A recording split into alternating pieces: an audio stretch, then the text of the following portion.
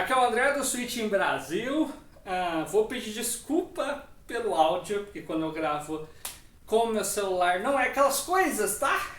O áudio é meio zoado e aí o microfone fica muito longe. Se eu ligasse o microfone também não ia dar pra ouvir, então é melhor o áudio do celular mesmo, tá? Por piorzinho que ele seja, espero que vocês consigam me ouvir bem. Antes de ontem, né, no sábado, foi o dia do Nintendista e todo mundo compartilhou sua história com a Nintendo, né? E eu não, porque meu canal é focado no Switch, então eu foquei em histórias do Nintendo Switch, sorteios, etc, tudo focados do Nintendo Switch. Então esse vídeo aqui eu vou contar minhas histórias relacionadas à Nintendo mesmo, não só do Nintendo Switch, mas do Game Boy, a Super Nintendo, Nintendinho e etc. Bom, para começar, né, uma desilusão aí para vocês, eu nunca tive problemas familiares em relação a dinheiro lá em casa, tá? Isso é fato. Nem eu, nem todos meus amigos, etc. Não era algo exclusivo na minha casa, todo mundo que eu conhecia também. Assim, meu pai se formou em engenharia, então vira e mexe ele estava indo fazer palestra e etc. nos Estados Unidos, Europa, já foi para a China e etc. Né? Meu pai é engenheiro eletricista e trabalhava não na Itaipu, mas na região ali de Foz, tá? E aí então meu pai vivia viajando e aí sempre que ele saía de viagem, principalmente para os Estados Unidos, tá? Ele voltava com algum presente para mim, ou para mim e para o meu irmão, na verdade, tá? Vale lembrar que nessa época dos anos 90, não vou lembrar a data certinho, eu era muito criança, tá? Na verdade eu até lembro, acho que foi em 94. O então presidente, Fernando Henrique Cardoso, Fernando Henrique Cardoso assumiu em 95, depois foi reeleito até 2002, né? Então deve ter sido por aí, 95, 96, tá? Ele assinou um decreto, tá? E eu não quero entrar em política aqui, se ele foi bom, se ele foi ruim, não. Eu tô falando um acontecimento para explicar um pouco da minha história, simples assim, tá? Que o real e o dólar seriam 1 por 1, tá? Ou seja, R$ 1 equivalia a $1, beleza? Claro que isso tem implicações na economia, você tá... Gente, eu estudo economia e contabilidade, eu sei as implicações disso, tá?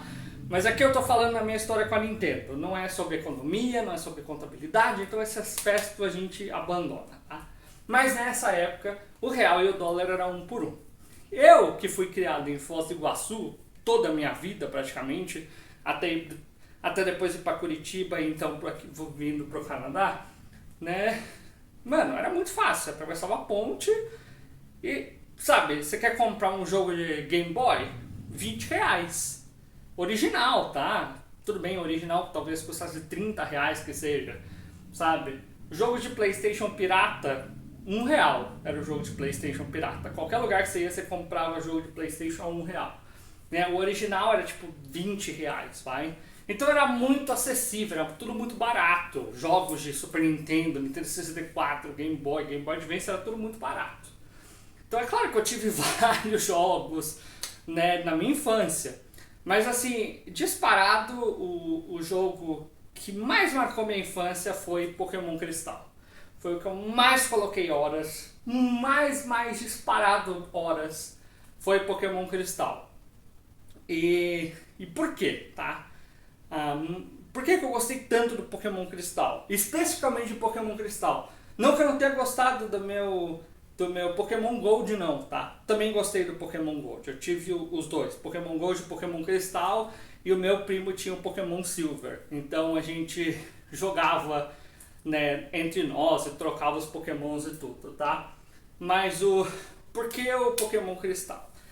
Primeiro, nessa proximidade, que não tanta proximidade, meu primo morava em São Paulo, eu em Foz, mas assim, eu e esse meu primo, a gente era muito amigo, né?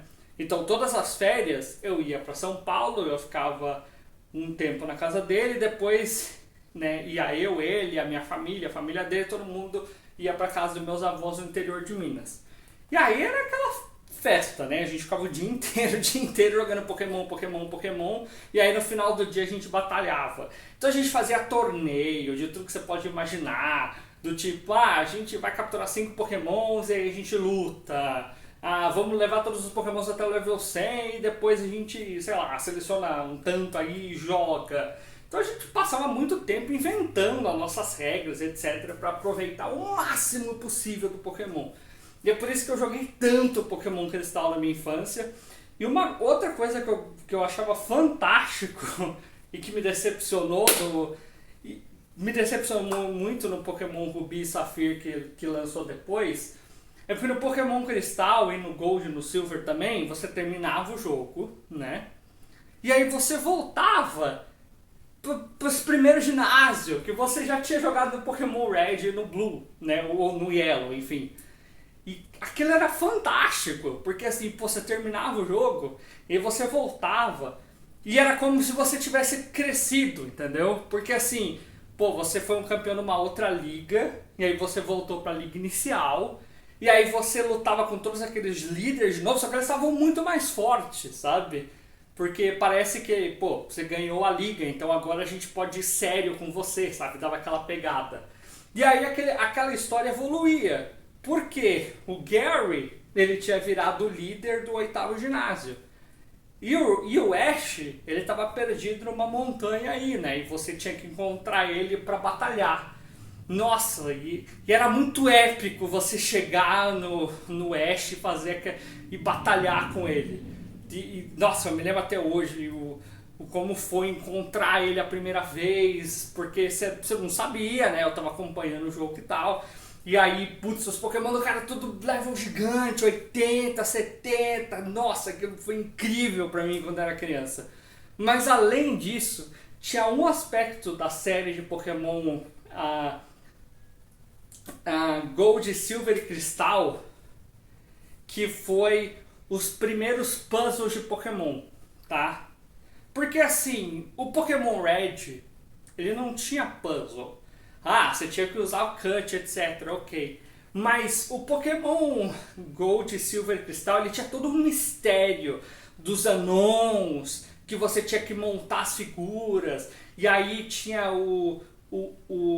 aquele mural atrás que você tinha que fazer um segredo, e aí tinha os clãs lendários que fugiam e estavam espalhados pelo mapa, né? Tanto que no Cristal você começava meio que com o Suicune e tal, que era fácil capturar, e nos outros você tinha que ir atrás de todos eles. Então tinha toda essa história sabe, de mistério e tudo mais que eu achava, pô, ser muito criança, etc. Era muito fantástico toda aquela história dos cães lendários que estavam perdidos, né, e você correndo atrás deles, e aí você tinha os mistérios, os Anons. Eu me lembro que eu capturei todos os Anons, né, de A a Z, porque eu achava que quando eu terminasse de capturar ia acontecer algo fantástico, porque, pô, tinham 26, mas não acontecia porra nenhuma, mas tudo bem, eu achava que ia acontecer. Nossa senhora, eu perdi tantas e tantas horas com Pokémon Cristal, que assim, é difícil contabilizar, sabe? Eu acho que a minha fita chegou a ter, sei lá, 2, 3 mil horas, mas eu resetei várias vezes, então no total pode ter tido mais de 10 mil horas tranquilo. Nossa, a minha infância, o jogo muito me marcou foi Pokémon Cristal. E como eu falei, tá, o fato de você chegar no final e ir pra Ilha Antiga, quando eu fui jogar o Pokémon Ruby e Safira, quando eu zerei o jogo, eu falei, nossa, que legal, agora eu vou pro Pokémon Cristal, pro Pokémon Gold, ou eu vou pra Índigo de novo. Só que não tinha aquilo. E aquilo ficou meio... Porque, pô, você é uma criança, claro, hoje em dia eu sei que não tem, por causa, né, de tudo que foi acrescentado no jogo, os elementos, as novas ilhas, etc. e tudo mais. Mas quando você é criança, se isso tinha no Gold e no Silver... É claro que vai ter no Ruby e Safira, porque na minha cabeça de criança, né, você está expandindo esse jogo. Então assim que você termina ele, você vai voltar para os outros e vai enfrentar os outros líderes mais uma vez. Aí os líderes do Gold e do Silver vão estar fortes. E aí quando você termina o jogo não tinha nada disso. E aquilo era muito decepcionante. Por isso que eu não gostei tanto de Ruby e Safira, porque eu tava com uma expectativa alta.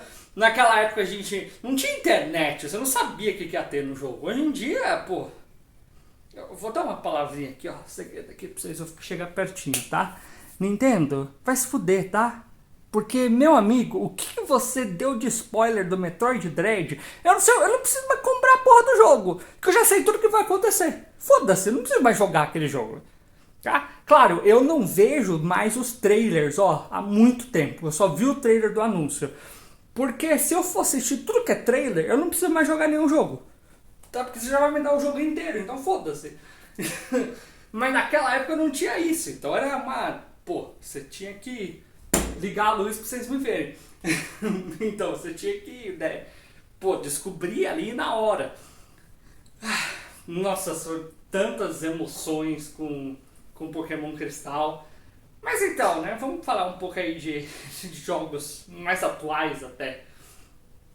Outro jogo que eu joguei demais, e pode até soar estranho isso, foi o Mario e Sonic nos Jogos Olímpicos, do Wii, tá? Porque era aquele jogo casual e mais uma vez eu ia pra casa do meu primo, levava o Wii e aí todo mundo precisava de um jogo fácil pra todo mundo jogar. E era o Mario e Sonic nos Jogos Olímpicos, que não tinha nada de difícil. Né? Pra você correr, você batia o braço. Né? Então era tipo, pô, era um jogo de corrida, pá, o outro de corrida que você apertava o B pra pular, sabe? Aí tinha de raquete, aí tinha canoagem, tinha várias coisas, mas era tipo, é só botão repetido, etc. Era muito fácil aprender. Então o outro jogo que eu joguei muito foi o Mario e Sonic nos Jogos Olímpicos. Até por isso eu fiquei muito animado de ter jogado do Switch também. Mas não é a mesma coisa. Sei não que o jogo seja ruim, tá? Mas eu acho que a alegria do Mario e Sonic nos Jogos Olímpicos do Wii que eu tive, de 2012... 2012? Acho que é isso, né? 2014 foi a Copa, então era 2012.